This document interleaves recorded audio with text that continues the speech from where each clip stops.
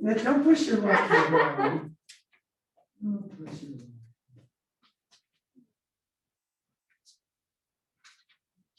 Next time, remind me, I'll start over here. It's fair.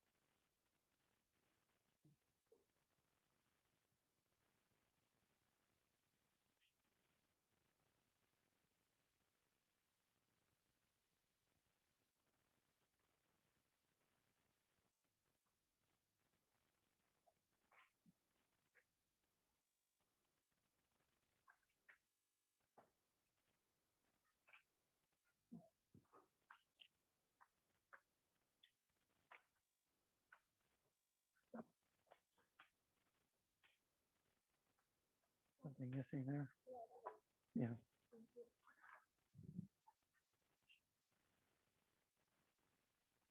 Much better.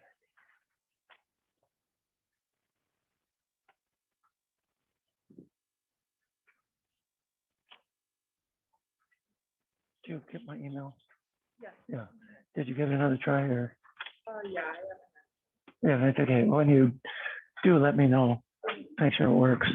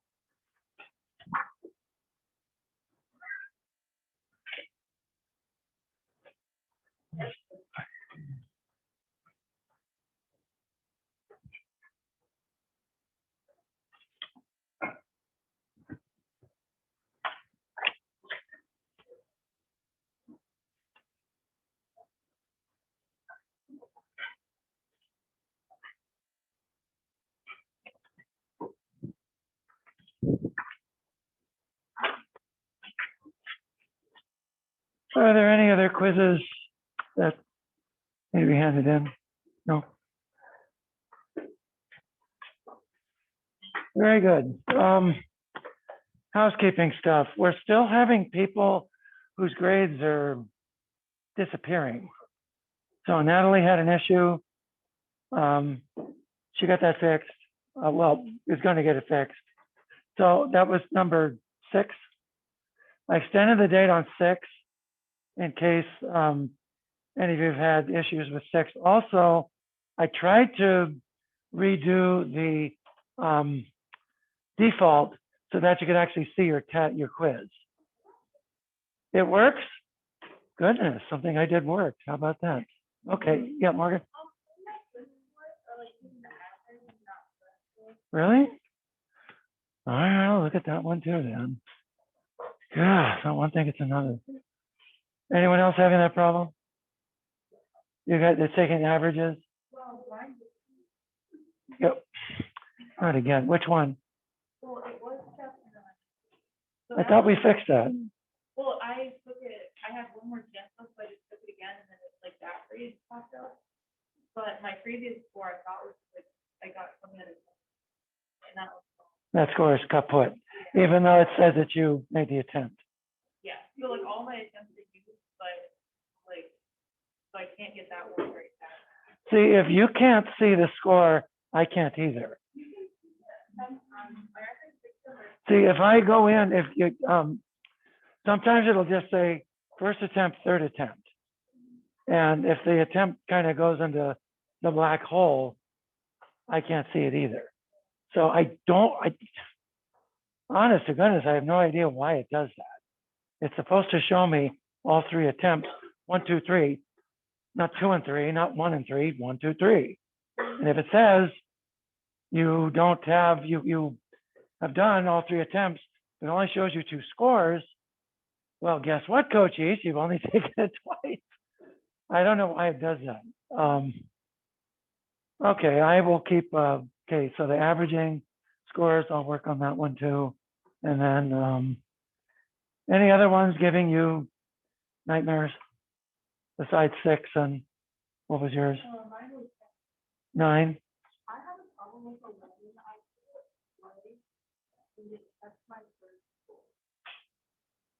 And was your second score better? Yeah, well, I was trying to get, because I got. But it dumped your second score Yeah. and kept your first score.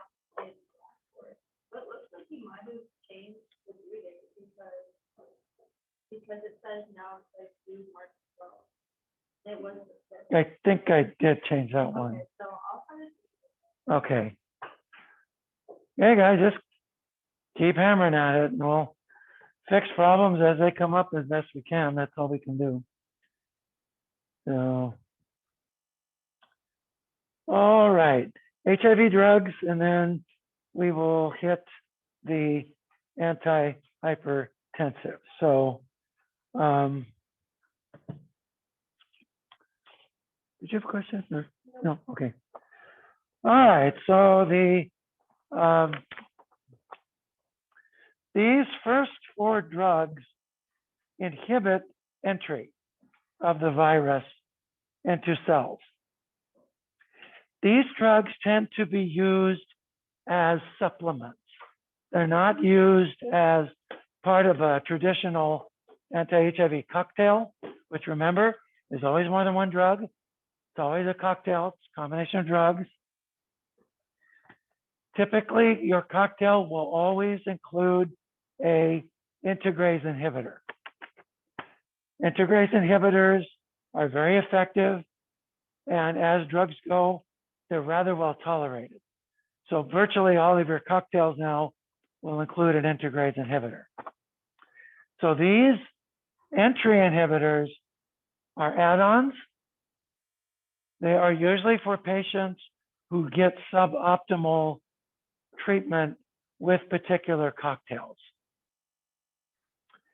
So the first of these, Enfuratide, is an injection. It's a small molecule and it binds to the surface glycoprotein. So the site on the surface glycoprotein of HIV that binds to the CD4 protein of the T helper cell. It binds that little pocket and now it can't bind to the target, so it can't bind, it can't fuse. This causes pain on injection, doesn't tend to cause very many systemic effects, but it tends to cause skin lesions where the injection is given. Why that's the case is not terribly clear, but that is the main side effect of that particular drug. Now, Maraviroc is a tablet that binds to the co-receptor, the co-receptor. So when HIV binds to CD4, CD4 is usually coupled with a chemokine receptor called CCR5. And as the virus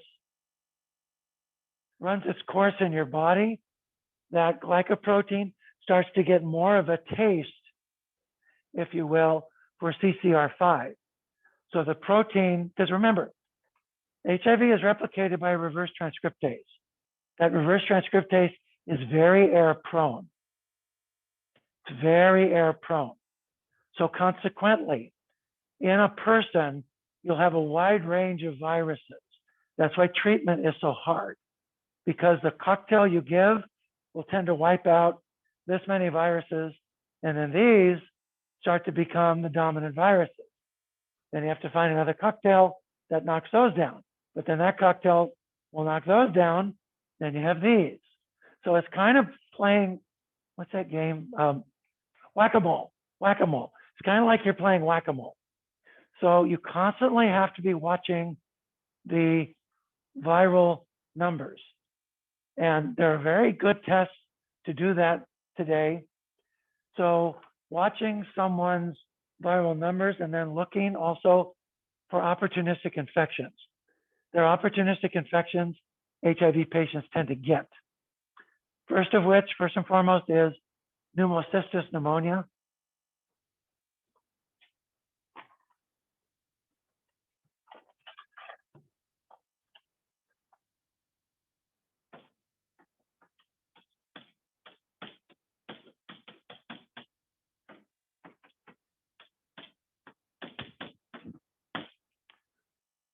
So pneumocystis euroveckii, formerly called pneumocystis carnii, causes this pneumonia that you only see in immunosuppressed patients. This organism was thought to be a protozoan. It's not, it's a fungus. If a patient has HIV and they start getting pneumocystis pneumonias, that means that they're experiencing immunosuppression. So you want to check CD4 cell numbers. That's a really important, because that's a target for the virus. Extremely important number to ascertain the health of your HIV patient. Then if you start seeing infections like this, or you start seeing Candida infections of the skin, in particular, CMC, which is chronic mucocutaneous candidiasis,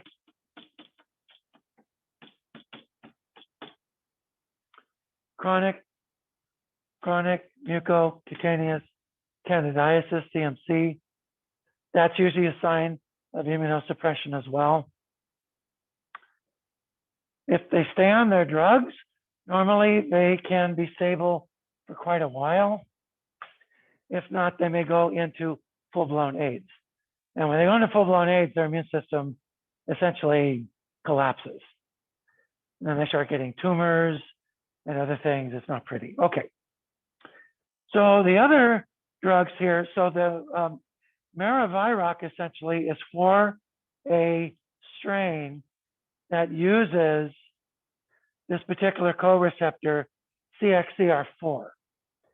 You have to type your virus, make sure that its GP120 is specific to CXCR4. With viral typing today, that's easy to do. That's not hard. This drug is pretty well tolerated. You do have to watch liver enzymes on this one. So that one, watch liver also. They might have GI trouble with this drug, so watch GI issues. If someone upchucks a whole lot, what sort of things can that do to their body? Well, it's fluid imbalance, so yeah, dehydration. And Victoria's right, nutrition. Nutrition's an issue too. What about electrolytes? What can happen to electrolytes? Yeah, electrolytes can be out of whack. In particular, you can lose potassium. So hypokalemia is an issue. And then bicarbonate. You can lose a lot of bicarbonate. And well, you're losing the stomach acid. Bicarbonate make the stomach acid. So you can cause issues with blood pH. You can get alkalosis and acidosis and things like that. So if someone's upchucking a lot, you definitely probably want to do a electrolyte panel and then try and fix that problem right away. Okay, this next product, this abelizumab is a newer product. It is a monoclonal antibody. It's reserved because it's new for people who failed on other types of treatments. So this will block, it binds very tightly to the surface glycoproteins and basically can't fuse with the target cell.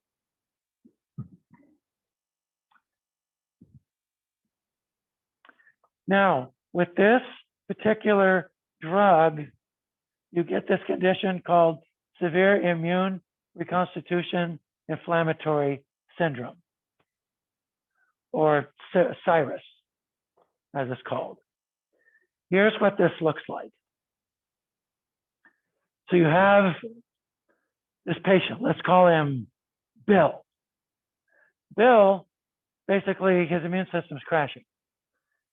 So he doesn't get a lot of inflammation. Or if he gets inflammation, it's no big deal. You start treating him with drugs that knock the virus way down, and now his immune system comes roaring back. He's got a lot of tissue damage from this virus. What's going to happen now that his immune system comes roaring back? He's going to get a ton of inflammation. And he's going to be essentially inflammation from stem to stern. So his inflammatory markers in his blood are going to go way up. And he's going to run a fever. He's not going to be able to keep food down. He's going to be in a heap of pain. Eyes are going to be bloodshot.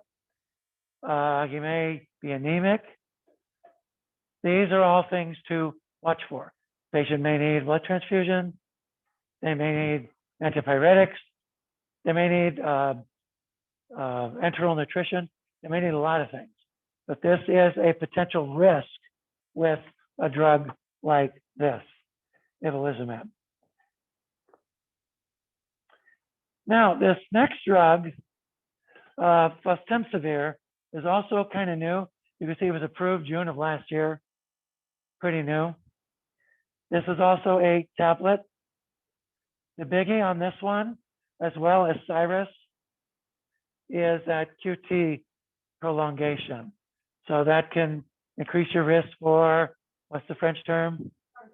Torsade de points. So have your magnesium sulfate close by.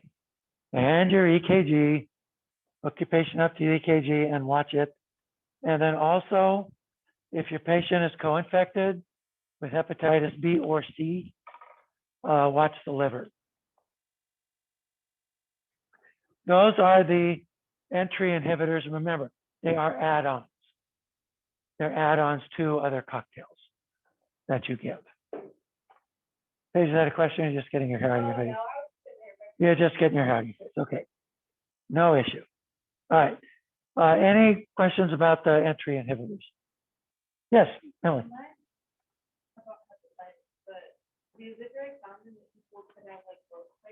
Yeah, especially if they received HIV from tainted blood.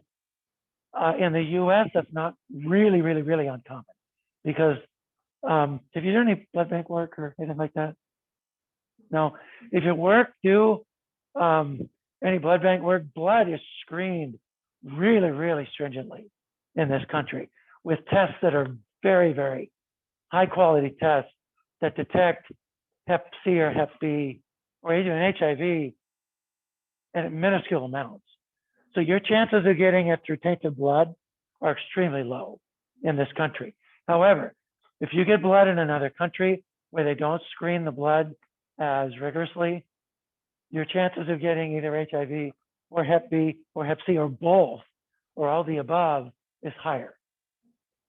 The other place where you'll see that is people who abuse intravenous drugs because of dirty needles. And I don't have a good solution for that. Needle exchanges, in some data on needle exchanges says it lowers it. Other data says it doesn't, because they just take the needles you gave them and they reuse those. So some people treat needle exchanges like, they're, the best thing since sliced bread and shoelaces. Depends where you look, because in some places it actually makes the problem worse. So I don't have a good answer to that. But you'll have patients who do that stuff. And you've been told this, just let me tell you this again. The treatment you render them, does it have anything to do with your agreement with their lifestyle? No, you treat every patient the same, right? Like they were your mother or something like that. Okay, integrase inhibitors. Integrase inhibitors. Notice these all end in tegravir. Tegravir. If you see tegravir, it is an integrase, TEG. So think of TEG and you'll remember it. So there's raltegravir, elvitegravir, dolutegravir. Out of those, dolutegravir is preferred in pregnancy. Raltegravir can be used. It's shown to be safe, but the most data available is with dolutegravir, So cocktails for pregnant women, you're usually going to use dolutegravir. Now, with integrase inhibitors, they're typically well tolerated.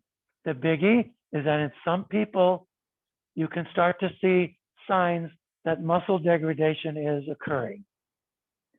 What's the enzyme you're going to look for muscle degradation?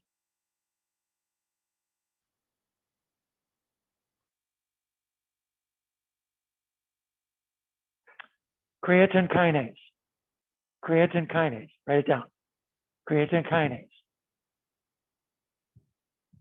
So you draw blood, you look for creatine kinase. Fortunately, these drugs they're easy on the liver. Not the case with some of these others. But these, they tend to be okay on the liver.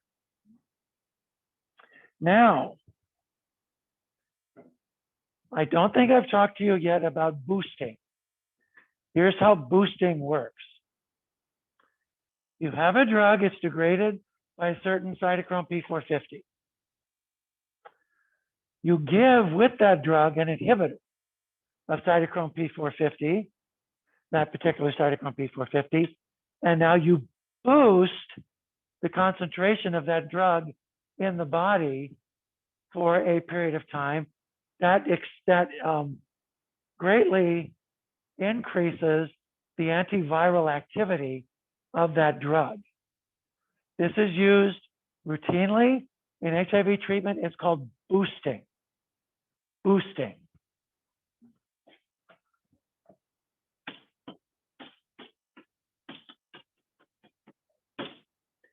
There are two agents that are typically used as boosting agents. The boosting agent for the integrase inhibitors is cabicostat. Cabicostat. And cabicostat is not recommended in pregnancy. So boosting, again, you give a drug, and the cytochrome P450 goes waka, waka, waka, waka, waka, waka, waka, waka, waka, waka, waka, waka. But instead, you take cytochrome P450 and you handcuff it. So now this drug level stays high for a while. And then the handcuff, eventually this thing learns to pick the lock, and then eventually it will start to decrease. So you now have a higher concentration of the drug for a longer period of time, and you have aggrandized, enhanced, increased the antiviral activity of that drug. That's boosting. Boosting.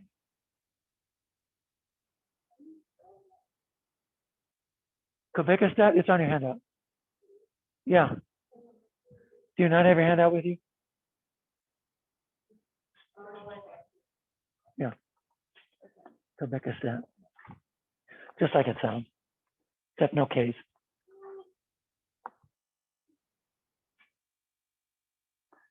Does everyone understand boosting? All right. Protease inhibitors.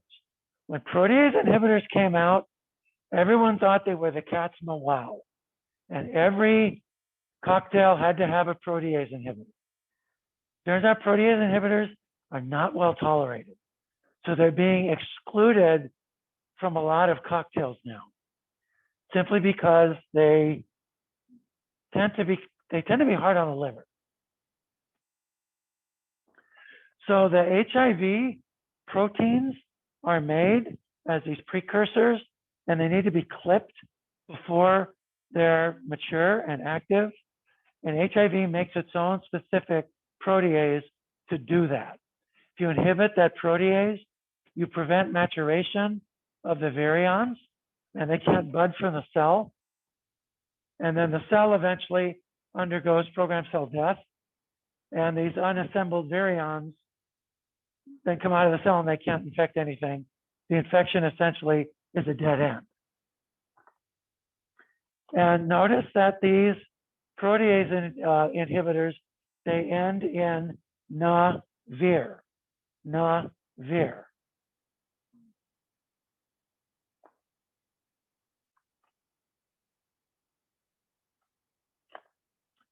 Now, one of the things that these drugs do is they cause metabolic disorders wherein they can cause a tremendous amount of weight gain.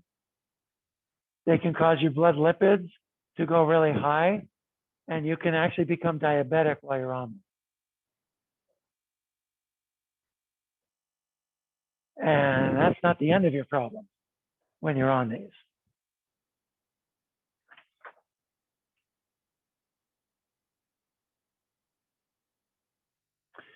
The other issue with these drugs is you tend to have a lot of cytochrome P450 interactions, because these drugs tend to be cytochrome P450 inhibitors, in particular cytochrome P450 3A4, which is the major one that metabolizes most drugs.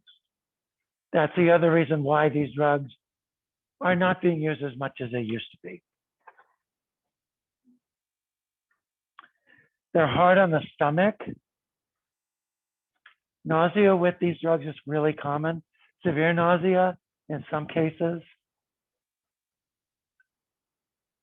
And some of these drugs are hard on the liver too.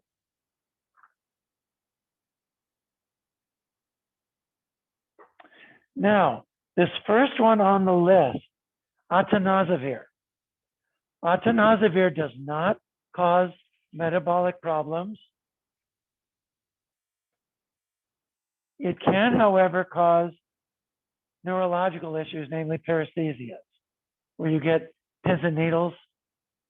Like remember your foot, you sit on your foot too long and you get this pins and needles feeling, and then you get off it and the blood seeps back into it and it tickles. And anyway, it's that pins and needles feeling. You can get that on atazanavir. It's the preferred protease inhibitor in pregnant women if you use a protease inhibitor.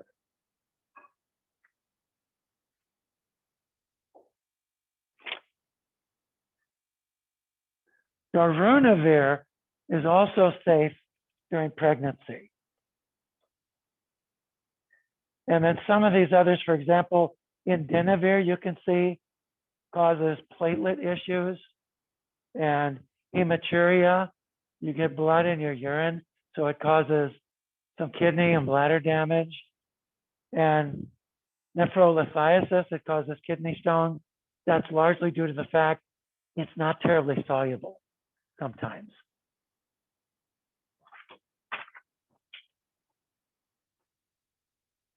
Now, ritonavir. Ritonavir is a boosting agent for the protease inhibitors. It doesn't have very good activity against the HIV protease, has a little activity, but it's a really potent inhibitor of cytochrome P453A4. So you can use ritonavir to boost proteases. So with your integrase inhibitors, you use cobicostat. With protease inhibitors, you use ritonavir.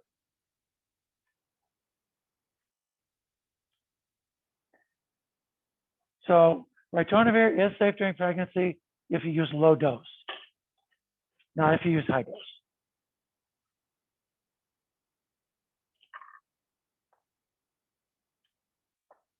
All right. Questions about protease inhibitors? Moving on. Now we have the reverse transcriptase inhibitors. There's two types. There are nucleoside reverse transcriptase inhibitors, NRTIs. They look like a nucleotide. So the reverse transcriptase tries to stick them in to a growing nucleic acid and gets stuck. Then there are non-nucleoside reverse transcriptase inhibitors, or NNRTIs.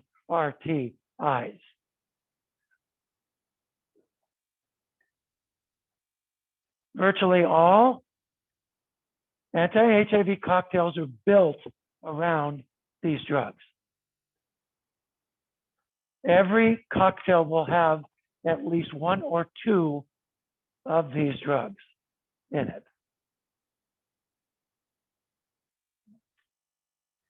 All right. So let's do the nucleoside reverse transcriptase inhibitors first. These, unfortunately, don't have consistent names. The names are different. Now, some of these we saw when it came to hepatitis B, like, for example, lamivudine, and also emtricitabine, and also tenofovir. Those are effective against hepatitis B as well. And if you use cocktails for someone who has HIV and hepatitis B, you'll include those drugs because they're effective against both. Zidovudine was the very first NRTI ever designed. It was called azacitidine at first. It actually was a cancer drug when it was first created. This drug is still on the market and it's still effective. In fact, if you have an infant who's born to an HIV positive mother, you will give the infant zidovudine intravenously for about the first 6 months of their life, and usually they'll be fine after that. Then you have these that end in vudine, stavudine, lamivudine, so on and so forth. Lamivudine is bolded because it's safe for use during pregnancy. Abacavir is safe for use during pregnancy. Make sure your patient's not allergic to it, because hypersensitivity reactions to it have occurred and they can be pretty nasty. Didanosine. This one's hard on the pancreas. So there are good markers for pancreatitis in the blood because the inflamed pancreas starts to release pancreatic amylase and elastase into the blood. If they start having that epigastric pain, you can order those tests very easily. Get them back very quickly. They're not that expensive too.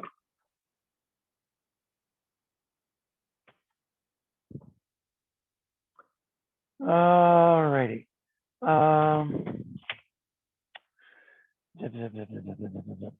Tenofovir,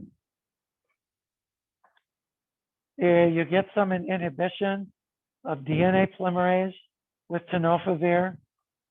So you have these potential side effects. It is safe during pregnancy though. These tend to be side effects if you've been on it for a while. Then let's look at the NNRTIs. If you use an NNRTI, the virus will tend to become resistant to it if you use just one of them. So if you use one of these, you will need to combine it with some other reverse transcriptase inhibitor because the tendency to become resistant to an NNRTI is high. Efavirenz for years was thought to be very, very deleterious to the baby. That turns out not to be true. So it turns out efavirenz is safe during pregnancy.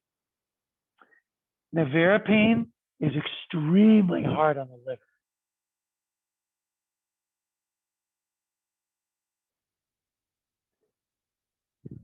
Not safe for use during pregnancy, not even a little bit. Then you have delviridine, etraviridine, also safe for use in pregnancy. Doravirine, also safe for use in pregnancy. SJS, Stevens-Johnson syndrome, do you know what that is? Okay. Stevens-Johnson syndrome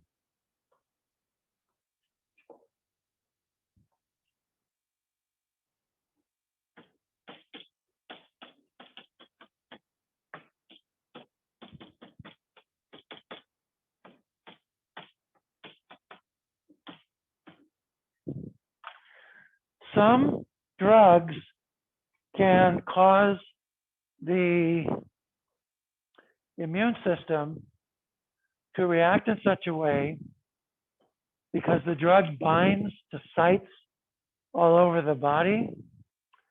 The immune system takes that drug body complex and thinks it's foreign. So you get this massive immune response against these sites in the drug, where the drug is. The place where this usually happens is in the skin. Now, Stevens-Johnson syndrome can just be a rash. It can be a rash. You discontinue the drug, it goes away. Other times it's a rash with blistering, severe blistering. Then, if it gets really bad, you have toxic epidermal necrosis, or TEN. In that case, your skin undergoes programmed cell death and peels off your body. Does that sound good? No.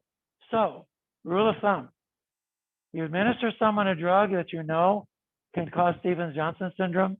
There's some drugs that are more prone to cause it than others.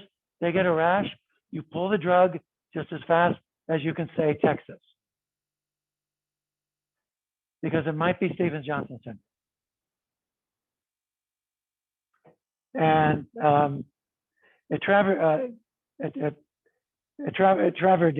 is a drug that can cause Stevens-Johnson syndrome. Rilpivirine, as you can see, can cause neurological toxicity in people who have psychiatric manifestations of any sort. Rilpivirine can make their psychosis or depression or whatever a lot worse. It is safe, however, during pregnancy. Okay, then you have some drug combos. I will just let you look at those and see the different drugs. Some of these you can see are 2-drug combos. You can do that with the integrase inhibitors. Others are 3-drug combos. And then some, as you can see, are good for people also co-infected with tuberculosis, which, Emily, by the way, that happens in prisons really commonly. Because tuberculosis can move like wildfire through a prison. And then just some notes about pregnancy.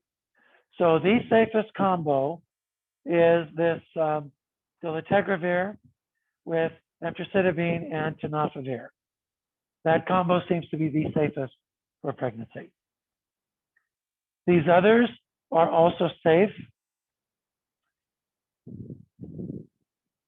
And then the last note there, if you have a woman in labor, she didn't know she's HIV positive, but she is, you can give her IV zidofidine. And then when the baby is born, you give it 6 weeks of zidofidine and then 3 doses of nevirapine during the first week of life. And that usually will do it. And the kid's usually fine.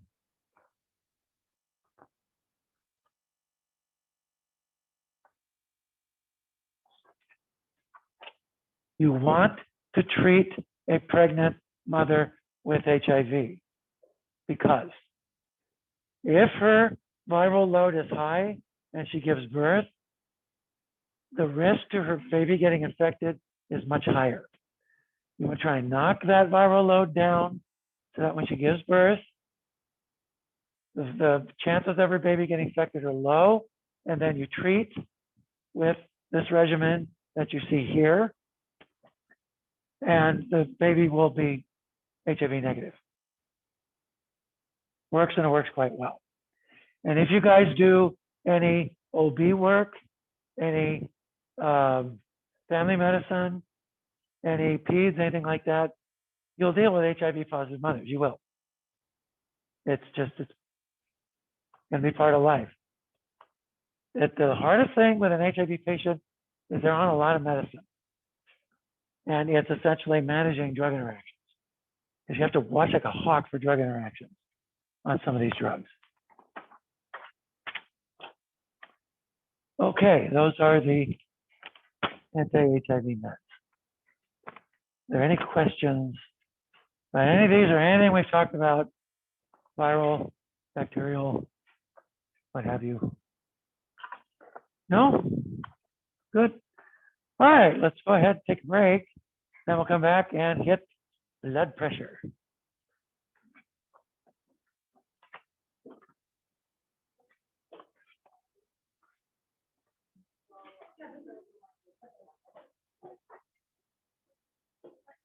Yes, ma'am?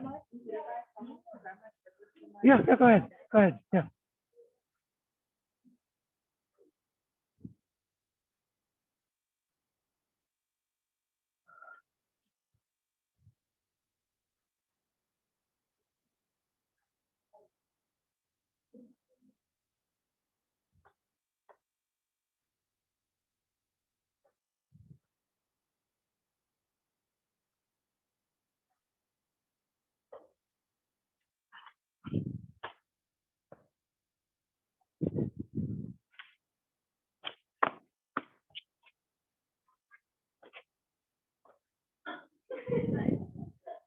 Do you feel like helping me out?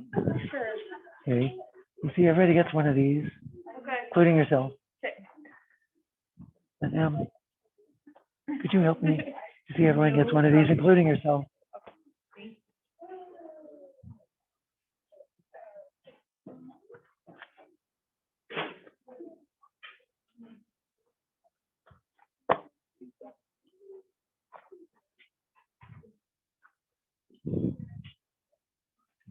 Would you be able to help me out?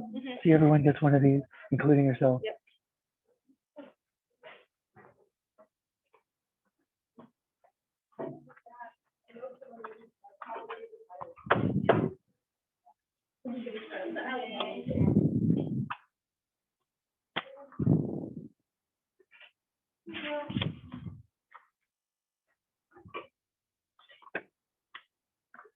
Lots of dead trees. Yeah. It's almost like you can throw more. Okay. Thank you.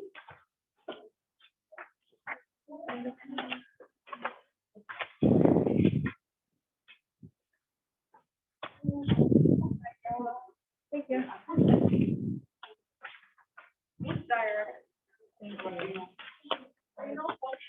Hang in there, Anna. Yeah, a lot of stuff, huh? Yeah, it's a lot of stuff. A lot of things to remember, side effects. Drug interaction just never ends, does it? That's the thing about nursing, it's relentless. Not for the weak of heart. Can I get an amen? Oh, any extras? Yeah, if there's extras, I always do. A few extra. Were there any extras? You put them up, great. Okay. Okay, fabulous. Okay, good, good, good, good. All right.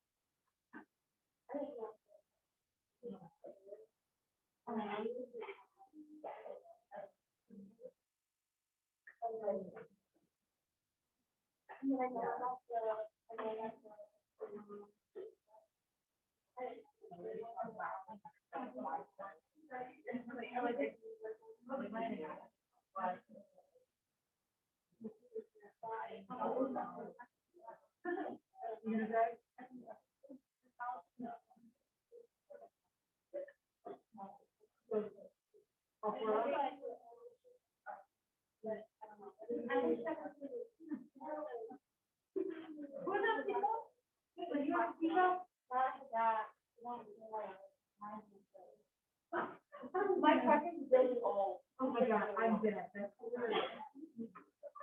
Doesn't answer something I never thought.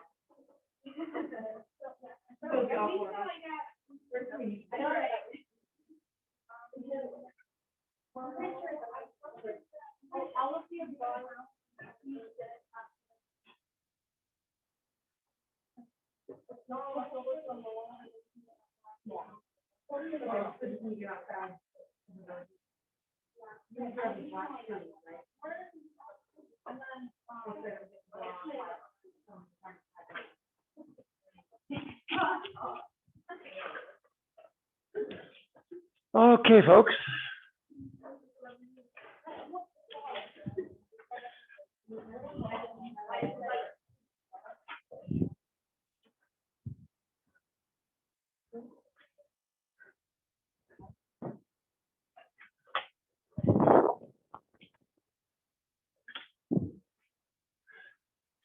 Now, if this is a blood vessel, your blood flows through the vessel, and there is an initial pressure, and there is a final pressure over here. The greater initial pressure will push the blood essentially in this direction. Now, blood pressure refers to the force that this fluid is going to essentially emit on the sides of the blood vessel per unit area. So if we take this little piece of area there, as the blood flows through, you're going to have the fluid pushing on the sides of the vessel. That force is essentially what we mean when we say blood pressure.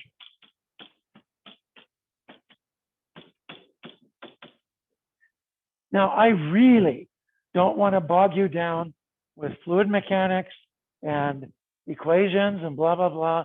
So let's just skip to the kind of cut to the chase here. Here's a really simple way to think of blood pressure. Blood pressure is equal to cardiac output, CO, that doesn't mean Colorado, that's cardiac output.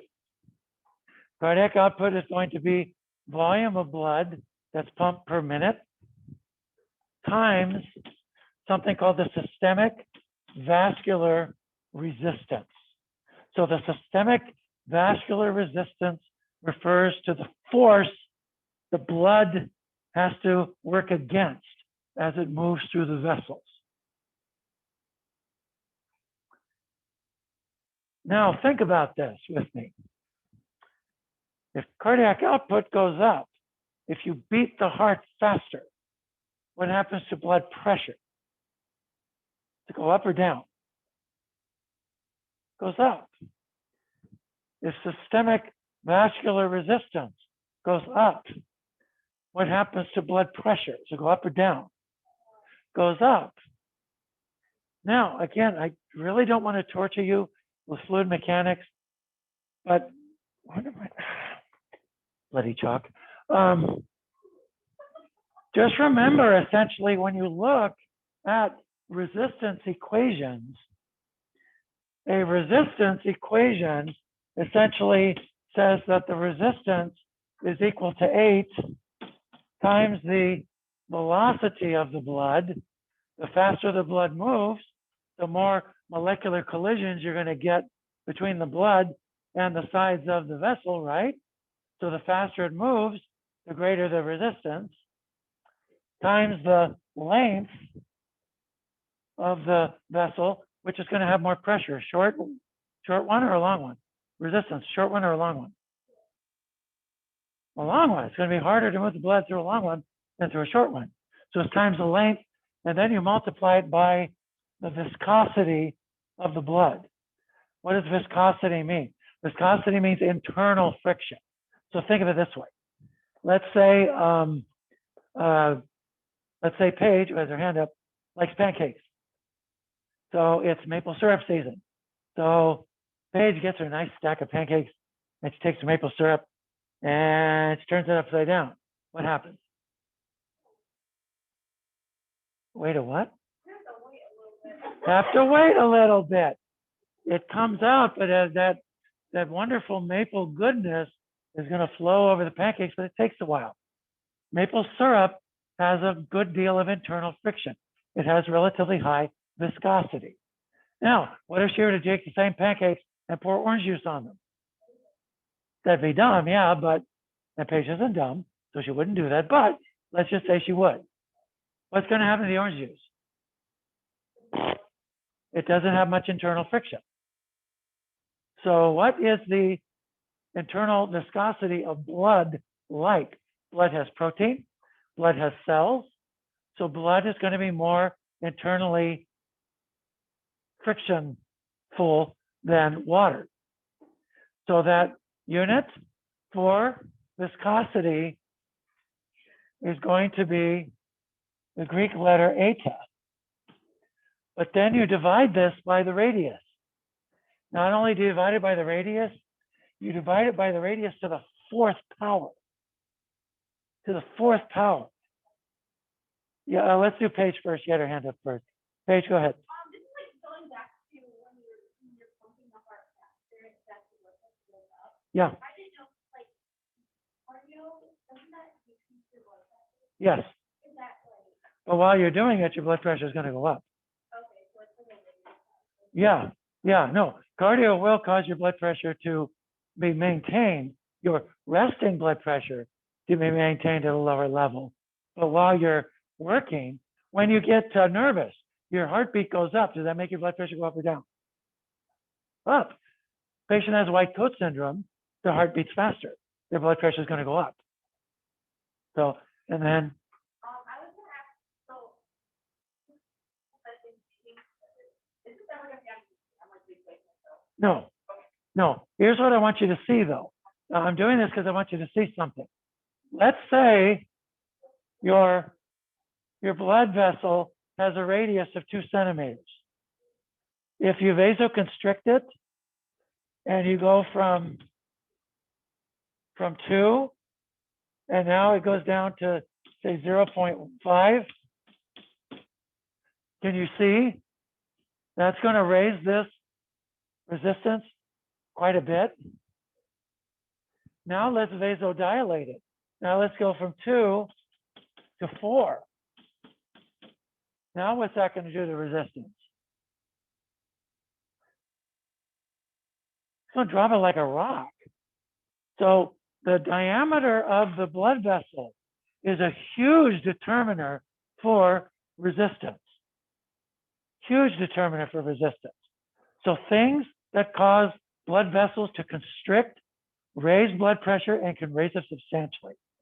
things that cause vasodilation can lower blood pressure and lower it substantially. The other feature that is going to factor into blood pressure control is blood volume. Blood volume. Think about it. Your blood is confined to vessels. If you have more fluid in the vessel, you've got more stuff to push against the sides of the vessel. So greater volume will raise pressure. If you decrease volume, you'll decrease pressure. Natalie, you're looking at me as if to say, I have no idea what you just said. You're good? You just tired? Yeah, okay. Give me that glassy-eyed look as if to say, you lost me at the bakery. What, I was back pancakes. I was back with pancakes.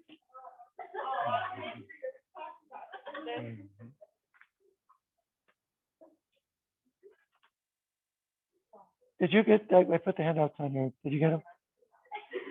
Yes, I got it. You got them, good, okay. All right, so there's two ways then to lower blood pressure. You can attack it at the level of cardiac output, or you can attack it at the level of systemic vascular resistance. If you lower this, you lower blood pressure. If you lower this, you lower blood pressure. You lower both, you really lower blood pressure. But both of those strategies will help you lower blood pressure. Now, let's review a little pathophys. Why do you want to not have high blood pressure? What does high blood pressure do to your vasculature? Huh? Can cause heart failure. Causes the heart has to push against greater pressure. Heart enlarges. That causes heart failure. Also, in the vessels, number one, it increases inflammation inside the vessels. Two, it will cause the smooth muscle, particularly of the arterioles, to undergo multiplication and self-proliferation, and the vessel will become permanently small, thus chronically raising your blood pressure. So you want to treat high blood pressure, and you want to treat it aggressively. Now, here's the thing. Someone comes to you and you take their blood pressure and it's high, they may be nervous because they're at the doctor's office. That happens really often. So what you want to see is a sustained high blood pressure throughout the day. And there are home monitors you can buy now. These home monitors are very good. They're very accurate. And you can, what I would advise you to do with patients is have them get a home monitor. You could get one down at WeatherWax for 20 bucks. You get a really nice one for 60 bucks, but middle of the road one for 20, 40 bucks. Take it and keep a log of your blood pressure. If your blood pressure is high consistently, then you either need to change lifestyle stuff or you need medication. What sort of things will lifestyle practices will raise blood pressure? Let's rehearse.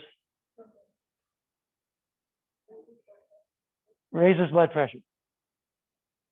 Working? Smoking. Oh, smoking. Smoking. I said working. Smoking, yes. Smoking raises blood pressure. Stress and trauma. Type A personality, mad all the time, upset all the time, highly stressed. Yeah. In particular, salt. Salt, high salt. And sensitivity to salt tends to be inherited. So some people can salt their food till the cows come home and their blood pressure is fine. My dad, another dad story. Dad was a farmer. He worked out in the California sun all day. He sweat like a goat. And so dad was perpetually low on salt. Dad would literally take his food and salt the bejeebers out of it. It never affected his blood pressure because dad was constantly losing sodium at work all day. Me, I tend to be salt sensitive. I tend to be caffeine sensitive too. So I can't drink coffee, which is okay because I despise the stuff anyway. Also, things like stimulants, caffeine, things like that can raise blood pressure as well. What else? You have to speak up, I'm sorry. Sedentary lifestyle, exactly. Sedentary lifestyle for a job, or you're just a couch potato in general. Sedentary lifestyle, absolutely.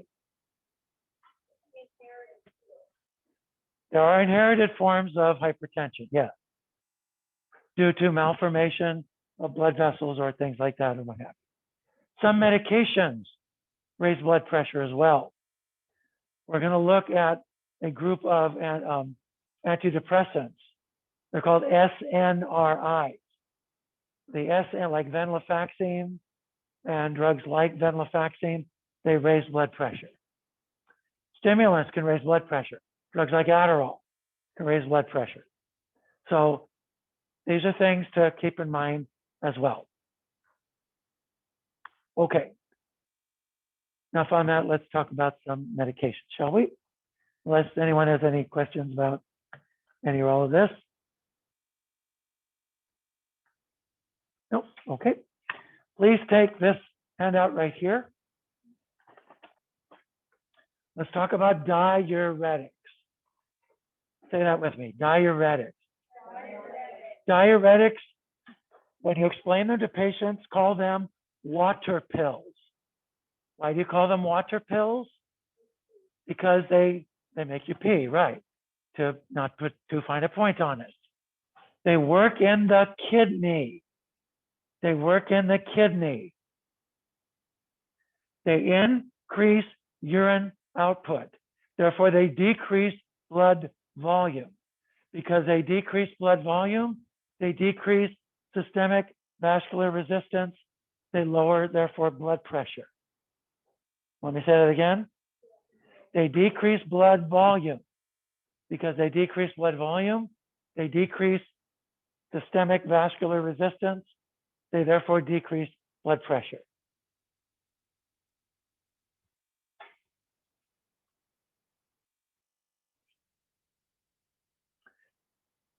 First group we'll talk about are the thiazide diuretics. So from last year, you learned about the kidney. The kidney is composed of millions of these little subunits called nephrons. Remember nephrons? Okay, nephrons have these different parts. They have a, ooh, nice piece of chocolate over here. So they have a Bowman's capsule. The Bowman's capsule is the interface between the blood system.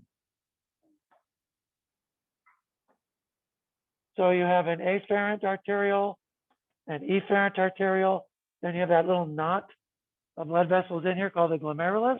Remember that?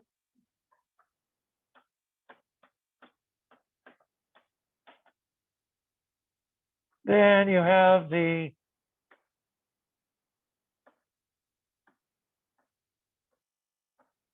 proximal convoluted tubule. And this goes down like this. That's the loop of Henle.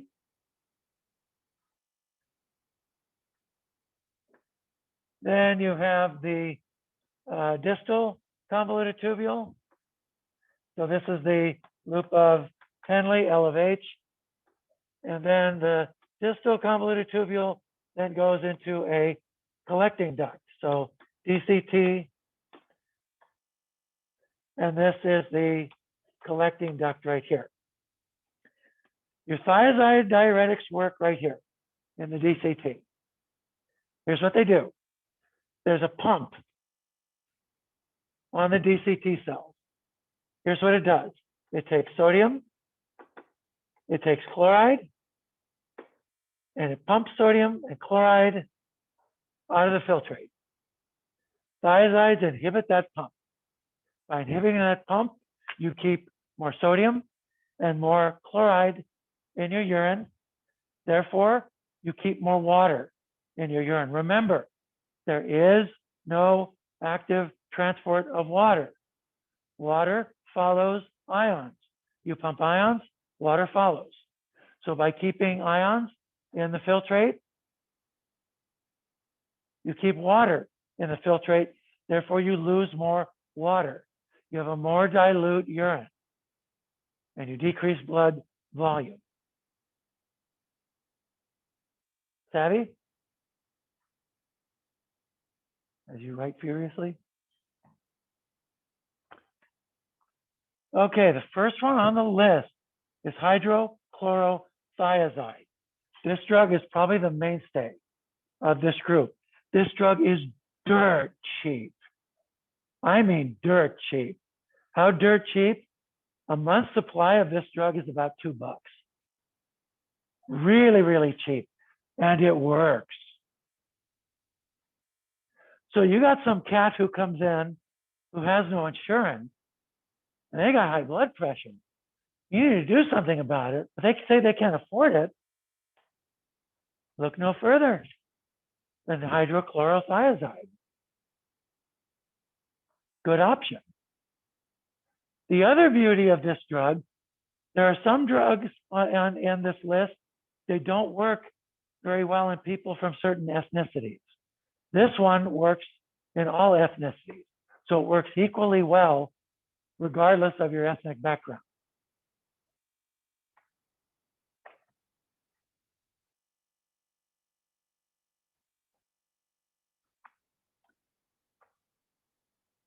It's oral, easy to take. Okay. Other drugs include chlorothiazide, chlorphalidone, indapamide, and metolazone. Chlorphalidone has a long half-life. That's why sometimes it's preferred over hydrochlorothiazide, but it's more expensive. Whereas hydrochlorothiazide is very inexpensive.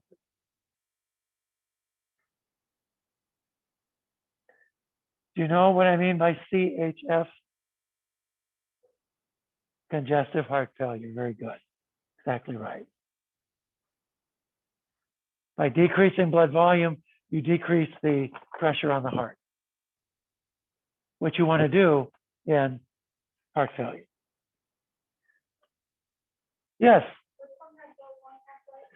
Chlorphalidone. That's the one with the long half-life.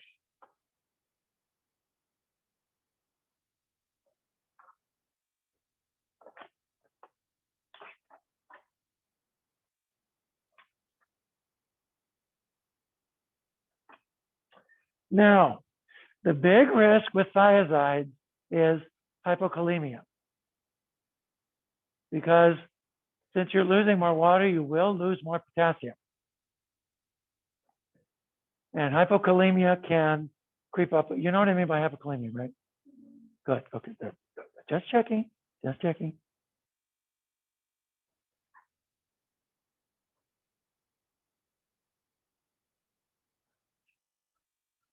Oh, blood pressure, blood pressure, blood pressure, blood pressure, blood pressure, blood pressure, blood pressure. There we go. Now, if you have a patient on a thiazide, they're going to need to up their intake of potassium-rich foods.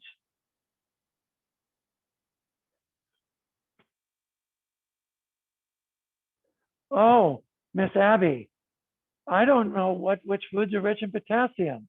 Can you please tell me? Besides bananas, because everybody knows bananas. I don't know.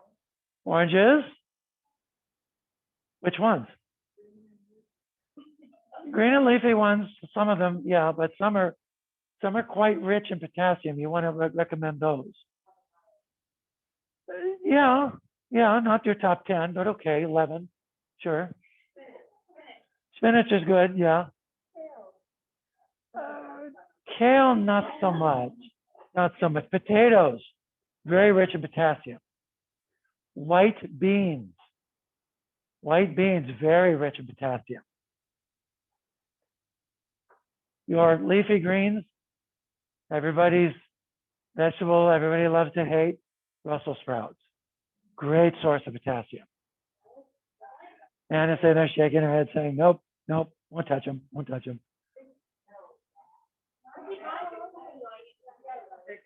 Okay, guys, your assignment, Monday. I will give you a point for every potassium-rich food you bring me on a list. Okay? Okay, up to 10. You can get up to 10 points. I want 10 potassium-rich foods. 10 potassium-rich foods.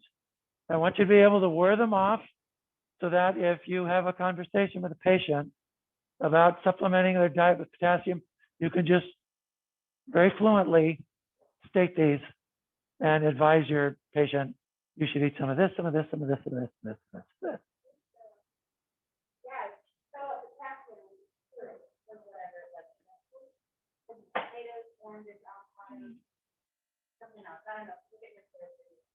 Okay. A list. I want a written list. Written list. So you can use it as a cheat sheet when you start practicing. Yeah. No, no, no.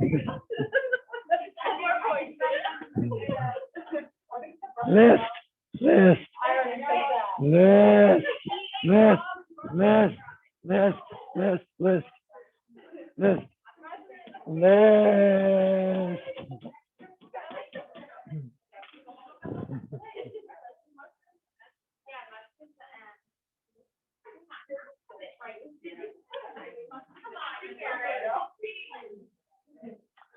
Okay, hypokalemia is your first concern with thiazides.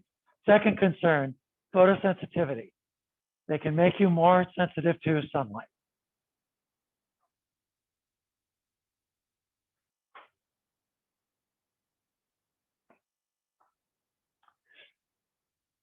Third concern, they can increase blood lipid levels.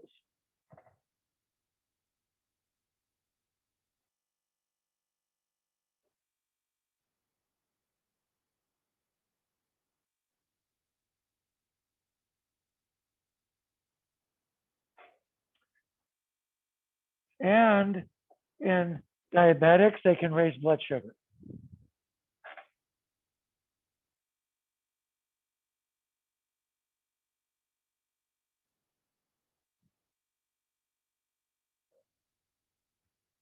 One other thing about thiazides, they are contraindicated in patients with gout because they block the secretion of gout, of uric acid. So they'll increase your uric acid levels, they'll make the gout worse, and then your patient will haunt you. So contraindicated in cases of gout.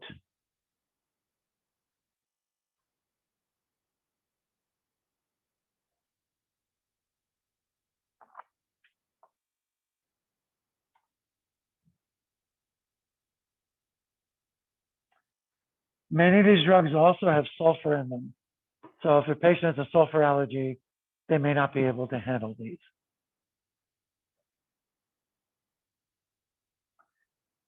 Very good. Any questions about the thiazide? Next group are the most powerful of the diuretics, the loop diuretics. They're called loop diuretics because they work in the loop of Henle.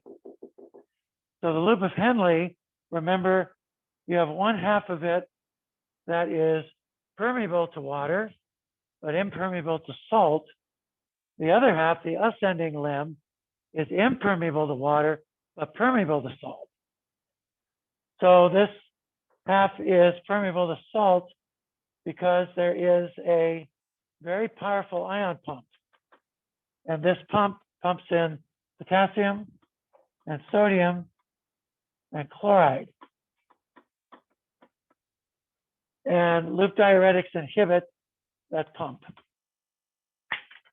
So they keep large amounts of salt in the filtrate and you lose large amounts of water.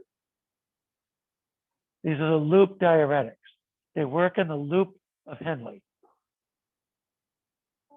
Yes. So you said it gets rid of, like, it filters out the salt, you ignore it?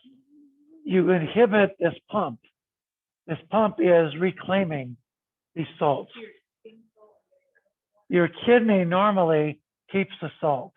And with the salt, in this part of the nephron, water stays in this part because you lost it here, but you don't lose it here.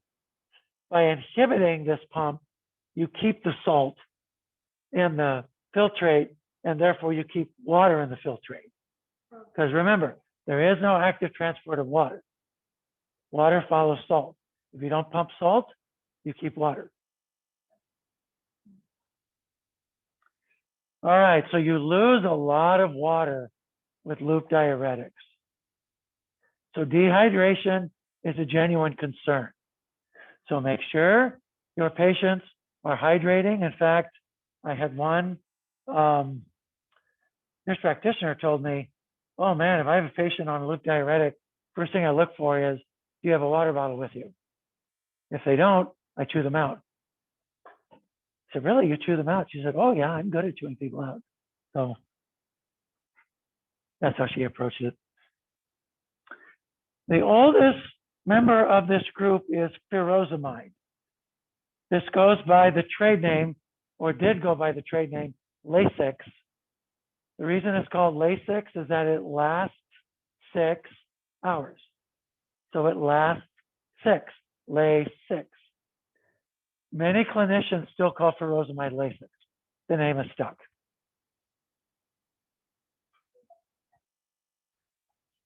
Widely used. This drug is cheap. Cheap. It's very cheap. Very inexpensive.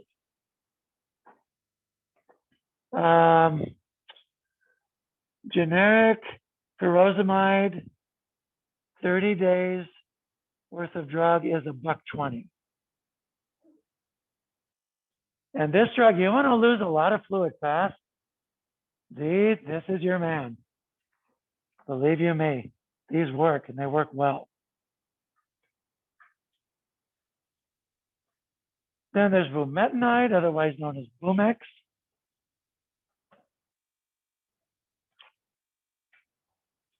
Then there's torsemide. Torsemide has a long half-life.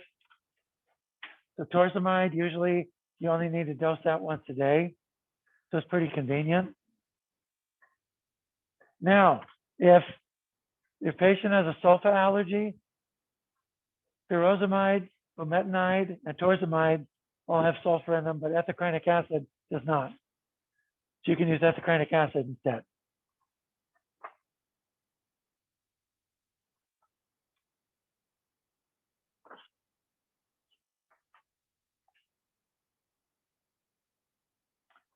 All right, hypokalemia is a big risk with these.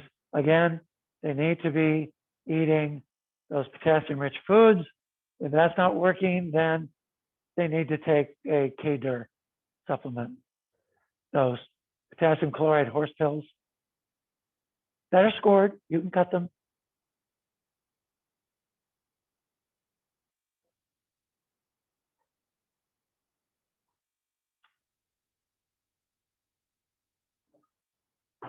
You can also have hyponatremia. Hyponatremia will be more common in elderly people, particularly people at rest homes. Because at rest homes, the food they cook, they don't tend to cook it with a lot of salt. Also, because elderly people's kidney function has gone down, they tend to lose more sodium.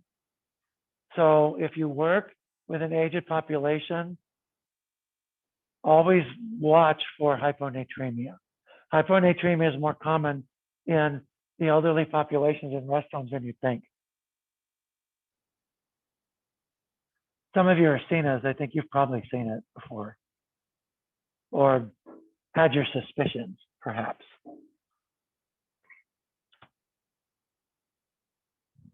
Long-term use of loop diuretics can also deplete magnesium stores. Fortunately, magnesium is easily replaced with the right diet or supplements.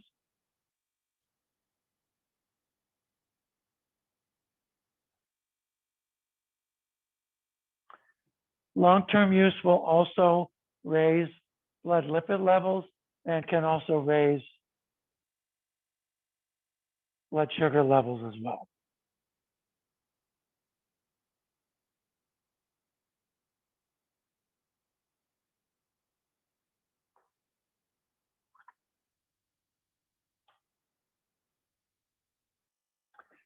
With furosemide, ototoxicity might be an issue. Typically, ototoxicity is presaged by tinnitus. You know what tinnitus is? Ringing in the ears. Do you guys, you're way too young to remember Seinfeld. Seinfeld's father, would somebody answer the phone? The ringing in the ears, that's tinnitus.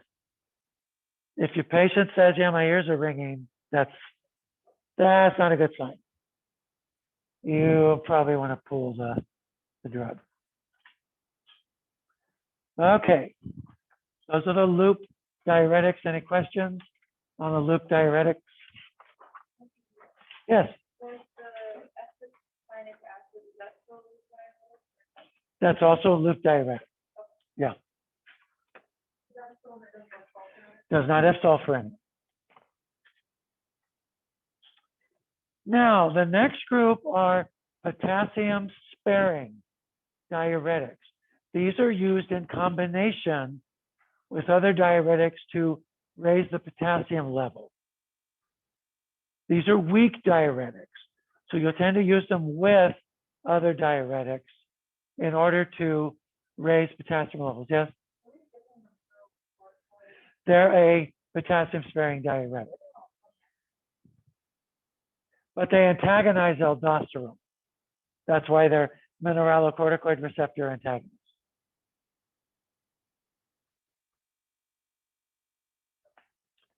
So there are 4 of these drugs. 2 of them are steroids. That would be spironolactone and eplerenone. Spironolactone and eplerenone. Spironolactone is very inexpensive. It's a very widely used drug. Very, very cheap. Let's see, generic. You take it once a day, generic spironolactone, month supply is $10. Very cheap. Yes?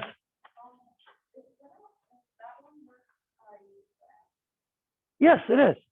It is also used for acne. Now, aldosterone, you might faintly remember, works in the collecting duct. Aldosterone causes you to exchange, sodium for potassium. Sodium in, potassium out. So aldosterone will spare sodium at the expense of potassium. By preventing the effect of aldosterone, you spare potassium. Therefore, if your problem is that your patient is losing too much potassium, these drugs can raise the potassium levels.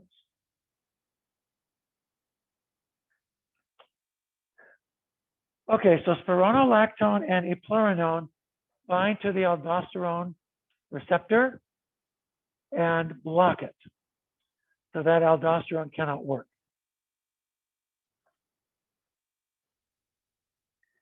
These drugs are steroids. Because they're steroids, they have certain steroid-specific side effects. For example, spironolactone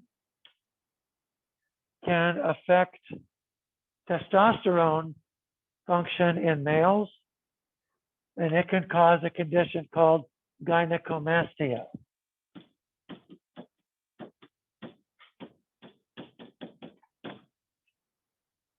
Anyone know what gynecomastia means?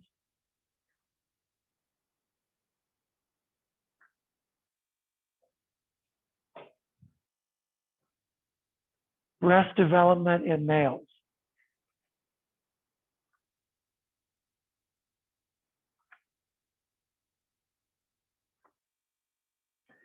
Eplerenone tends to not do that.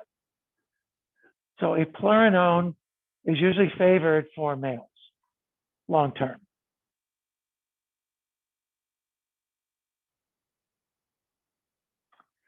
Spironolactone, there are some reports that it can cause hair loss.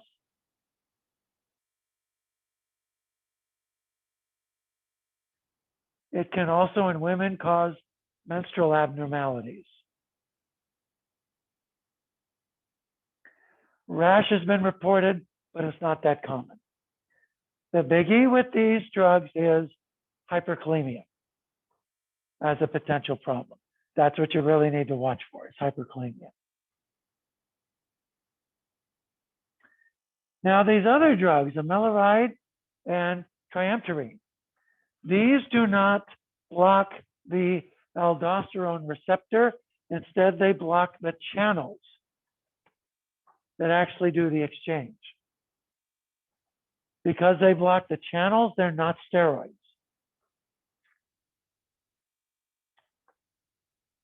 So the side effects of these, again, hyperkalemia. Watch those potassium levels. If your patient is on a potassium-sparing diuretic, watch potassium levels in general. These two drugs, amiloride, triamterene, in some people, probably 2-3% of patients can cause an upset stomach.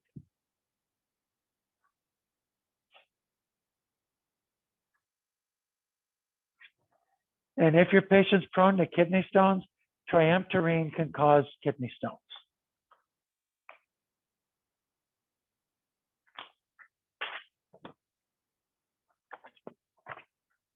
Those are the potassium-sparing diuretics. Any questions? Yes. So at what point would you get someone a potassium-sparing diuretic? Let's say you have a person who has congestive heart failure and they have pedal pitting edema. They've got a lot of water. They're very uncomfortable. They're having trouble walking. You need to get rid of that water. So you put them, say, on furosemide. Water goes down, now the potassium level drops like a rock. They start having arrhythmias. So now you add on the potassium-sparing diuretic. That tends to stabilize their potassium levels. Typically, yeah. Yeah.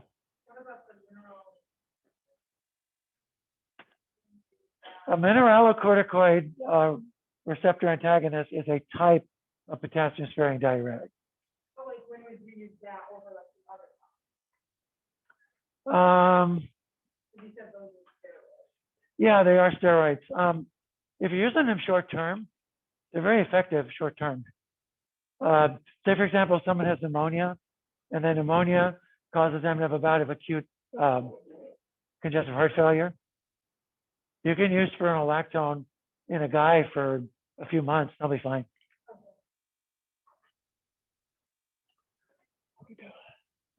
Yeah. Most people get started on the first type, like that's what they up to, like, Loop diuretics are used if you want to get rid of a lot of fluid.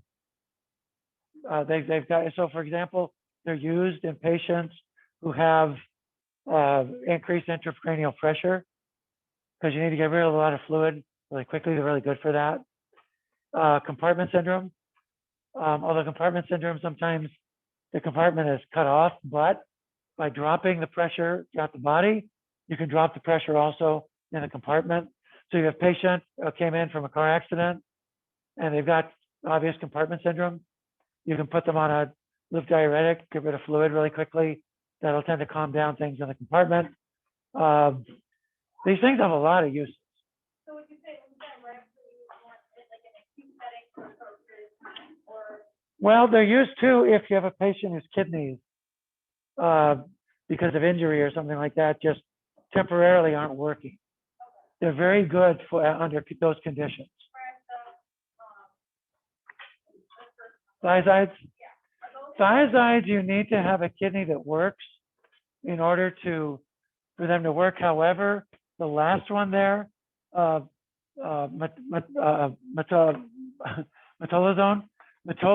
can be used in people with kidney failure.